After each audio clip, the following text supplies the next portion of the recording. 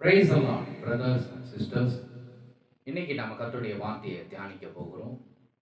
எனக்கு நன்மை அப்படின்னா என்னன்னு உங்களுக்கு தெரியும்.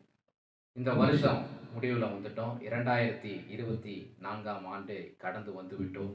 வருஷ கடைசி நாட்களில் கடைசியில் இருக்கிறோம். நன்மை, எனக்கு நன்மையே நடக்கல,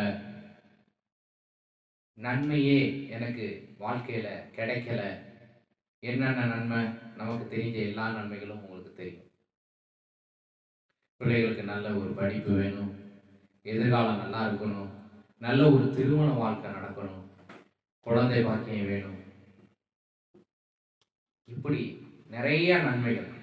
வீடு வாசல் ஏற்படுத்தணும், எனக்கு நல்ல வீடு கட்டப்பட வேண்டும், பாதியிலே கட்டி முடிக்காம இந்த வீடு இருக்கே, இந்த வீடு இன்னும் ஃபுல்லாக கட்டி குடியேறணும், அந்த வீட்டுக்குள்ள சமாதானம் இருக்கணும் என பல நன்மைகள் உண்டு.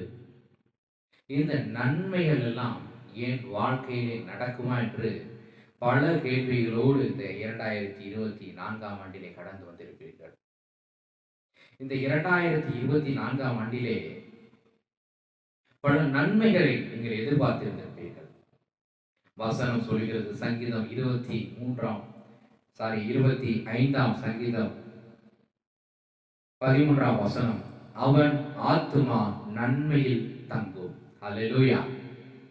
பாருங்க, அவன் ஆத்துமா நன்மையில் தங்கும் என்று சொல்லப்பட்டிருக்கிறது வேதத்திலே. யாருடைய ஆத்துமா நன்மையில் தங்கும்? இதை நாம் பார்ப்போம். வீடியோ ஸ்கிப் பண்ணா பாருங்க. அவன் ஆத்துமா நன்மையிலே தங்கும். எப்படி தங்கும் என்றால், ஒரு குடியிருப்பிலே, ஒரு வீட்டிலே நாம் தங்கி இருக்கிறோம். வேலையிலே தங்கி வேலை பார்க்கிறோம். வேலை இடங்களிலே தங்குதல் என்றால் அங்கே பெர்மனன்ட், அங்கேயே குடியிருக்கிறது. அந்த நன்மையிலே அவருடைய ஆத்துமா குடியிருக்கிறது என்று பார்க்கிறோம். ஆம் தேவ பிள்ளைகளே, அந்த நன்மையிலே நாம் குடியிருக்க வேண்டுமா? அந்த நன்மையின் நம்முடைய வாழ்க்கையில் நடக்க வேண்டுமா? வேதம் சொல்கிறது, அவருடைய ஆத்துமா நன்மையில் தங்கும். வருத்தப்படாதீங்க, நன்மையே நடக்கலன்னு வருத்தப்படாதீங்க. இந்த 2024ஆம் ஆண்டிலே ஆண்டவர் அநேக நன்மைகள் செய்திருக்கிறார். அதற்காக நீங்கள் கரங்களை உயர்த்தி நன்றி செலுத்துங்கள். ஒருவேளை நன்மை எதிர்பார்த்து கொண்டிருக்கலாம். ஆண்டவர் சொல்கிறார், உங்களுடைய ஆத்துமா நன்மையில் தங்கும் என்று. அல்லேலூயா. உங்களுடைய ஆத்துமா நன்மையில் தங்கும். ஆமென். எப்படி? ஆண்டவருக்கு பயப்படுகிற, அதுக்கு முந்தின வசனம் சொல்லப்பட்டிருக்கிறது, கர்த்தருக்கு பயப்படுகிற மனுஷன் எவனோ அவனுக்கு தாம் தெரிந்து கொள்ளும் வழியை போதிப்பார். கர்த்தருடைய உடன்படிக்கையும் அவருடைய சாட்சிகளையும் கைகூறுகிறவர்களுக்கு அவருடைய பாதைகள் எல்லாம் கிருபையும் சத்தியமானவைகள். ஆம் தேவனுடைய பிள்ளைகளே, கர்த்தருக்கு பயந்து நாம் நடக்கும் பொழுது, அவருடைய உடன்படிக்கையை நாம் கைக்கொள்ளும் பொழுது, நம்முடைய ஆத்துமா நன்மையில் தங்கும். வருத்தப்படாதீங்க. இது நாள் வரைக்கும் நான் நன்மை எதிர்பார்த்து இருந்தேன், அந்த நன்மை கிடைக்கலன்னு சொல்லி வருத்தப்படாதீங்க.